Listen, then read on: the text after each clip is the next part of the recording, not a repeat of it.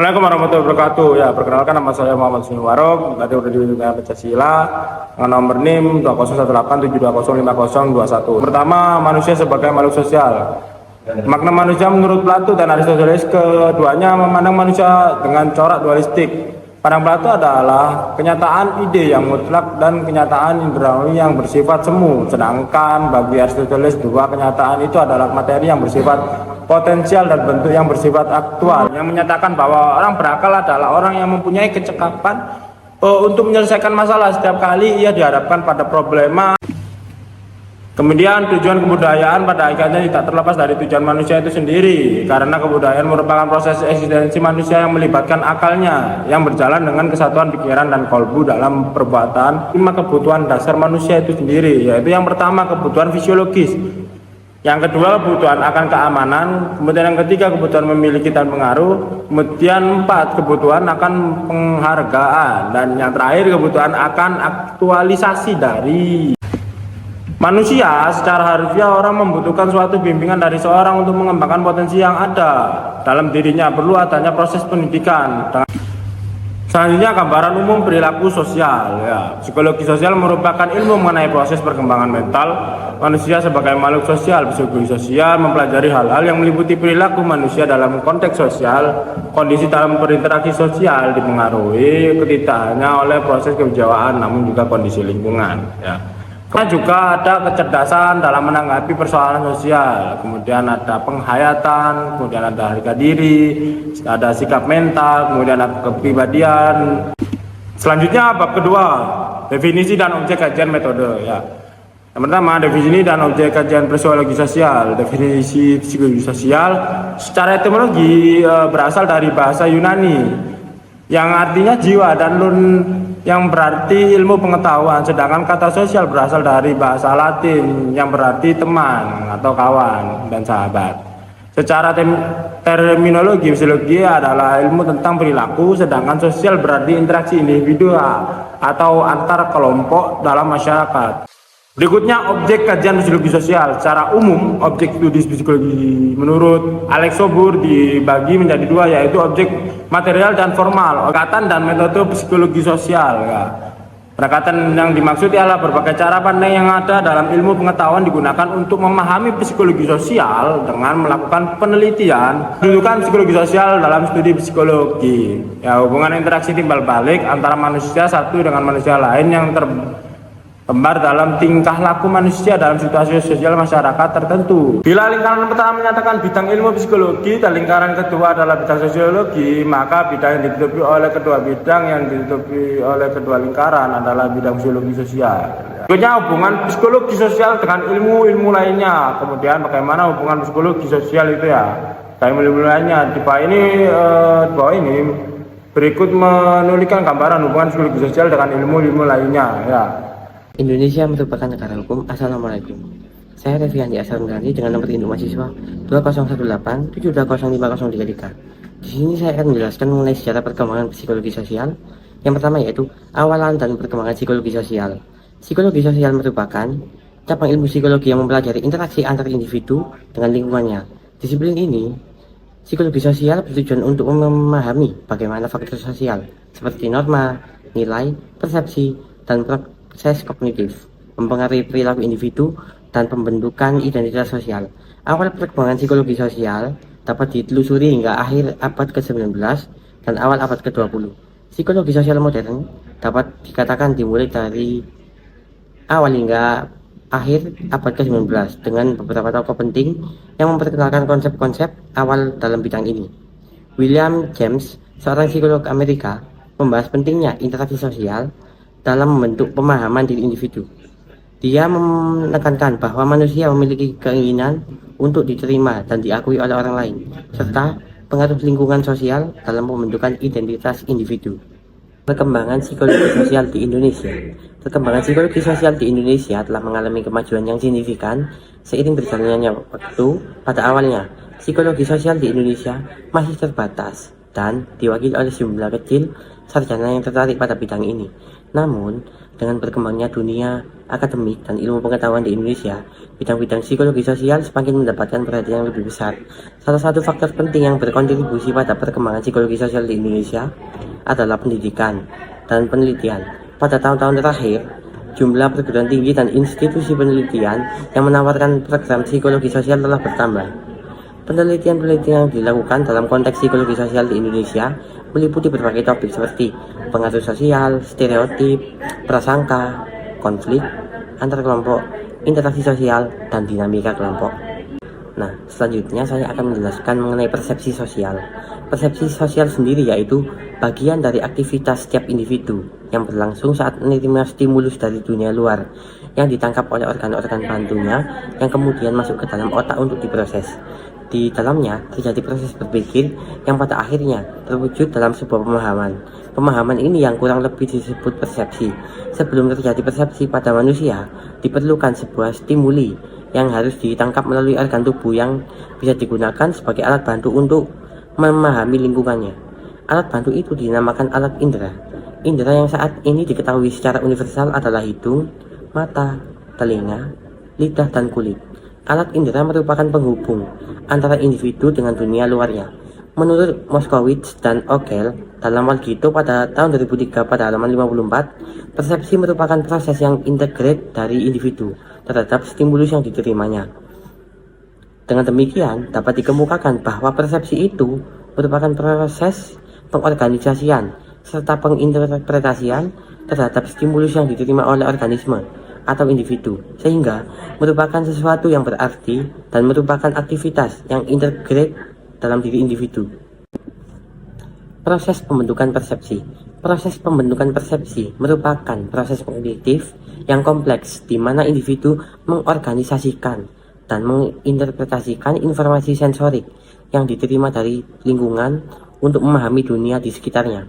Pembentukan persepsi melibatkan penggunaan informasi sensorik seperti penglihatan, pendengaran, penciuman, pengecapan, dan perabahan untuk mengenali objek, orang, situasi, dan pengalaman. Proses pembentukan persepsi dimulai dengan tahap penerimaan sensorik, di mana individu menerima rangsangan atau informasi melalui indera. Rangsangan ini dapat berupa stimulus visual, auditori, olfaktori, gustatory, atau taktil. Contohnya, saya melihat sebuah benda, mata akan menerima stimulus visual dalam bentuk cahaya yang diterjemahkan oleh otak menjadi gambar yang dapat dikenali. Di sini saya akan melanjutkan mengenai bab 5, proses interaksi sosial. A. Pengertian interaksi sosial. Proses interaksi sosial adalah pada saat manusia bertindak terhadap sesuatu atas dasar makna yang dimiliki sesuatu tersebut bagi manusia. Kemudian makna yang dimiliki sesuatu itu berasal dari interaksi antara seseorang dengan sesamanya. Yang B. Syarat-syarat terjadinya interaksi sosial. Yang pertama kontak sosial, yang kedua komunikasi. Dan yang ke C, bentuk-bentuk dasar interaksi sosial. Yang pertama imitasi, yang kedua sugesti, yang ketiga identifikasi, yang keempat simpati. Selanjutnya saya akan menjelaskan mengenai bab 6, massa dan kelompok sosial. Yang pertama, pengertian massa. Massa secara umum berbeda dengan pengertian massa dalam komunikasi. Secara umum, massa diartikan sebagai orang yang tidak saling mengenal, berjumlah banyak, beranggotakan heterogen, berkumpul di suatu tempat, dan tidak individualis. Yang B, ciri-ciri massa. Tidak rasional, yang pertama. Yang kedua, emosional. Yang ketiga, mudah tersugesti. Yang keempat, lebih berani mengambil resiko. Yang kelima, immoral. Dan yang ke C, teori gerakan massa. Psikologi yang khusus mempelajari tentang massa ini ialah psikologi massa, yaitu psikologi yang khusus mempelajari perilaku manusia dalam loosely organized group. Definisi ciri jenis dinamika kelompok. Definisi ciri kelompok, jenis kelompok, kerumunan, tim, keluarga, organisasi formal. D. Dinamika kelompok. terjadinya kelompok menurut psikologi. Oke. Assalamualaikum warahmatullahi wabarakatuh. Perkenalkan, saya Katrina Darania Haddad dengan untuk selanjutnya yaitu bab 8 mengenai norma sosial, di mana pengertian norma sosial adalah aturan-aturan yang mengatur tentang bagaimana sebaiknya kita bertingkah laku disebut norma sosial. Manusia mencoba menyesuaikan diri dengan lingkungan agar dapat bertahan hidup. Cara yang mudah adalah melakukan tindakan yang sesuai dengan norma sosial. Dalam psikologi sosial dikenal sebagai konformitas. Norma sosial dapat berupa injektif, yaitu hal-hal yang harus kita lakukan, atau deskripsi norms, apa yang kebanyakan orang lakukan. Assalamualaikum warahmatullahi wabarakatuh.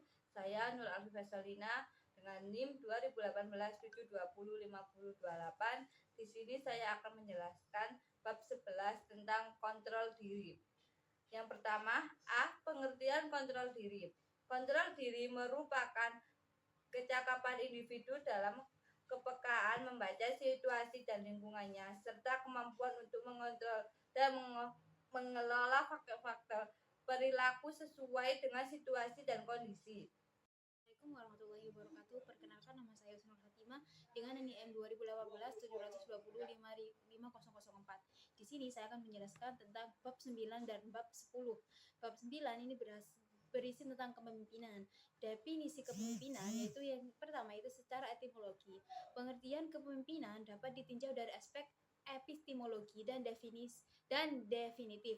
Sulistiani berpendapat secara etimologi, kepemimpinan atau leadership dapat dipahami sebagai berikut. Yang pertama yaitu kepemimpinan diopsi dari bahasa Inggris, yaitu leadership. Yang kedua yaitu lebih lanjut, kepemimpinan tersebut dapat dipahami dengan the show, the way, the be going in advance.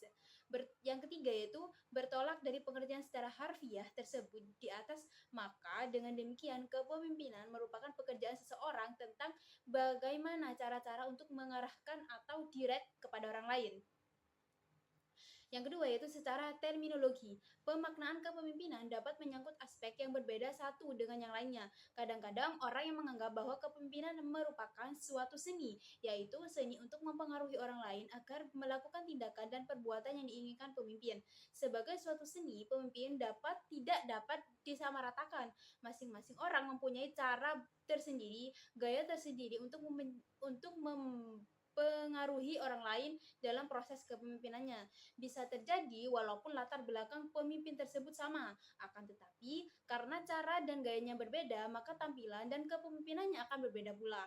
Secara umum, pemimpin harus memiliki dua jenis kegiatan. Yang pertama yaitu task leadership atau pemimpin tugas, berhubungan dengan kegiatan untuk mencapai tujuan kelompok. Tugas pemimpin adalah memberi saran, tawaran, opini, dan informasi kepada kelompok.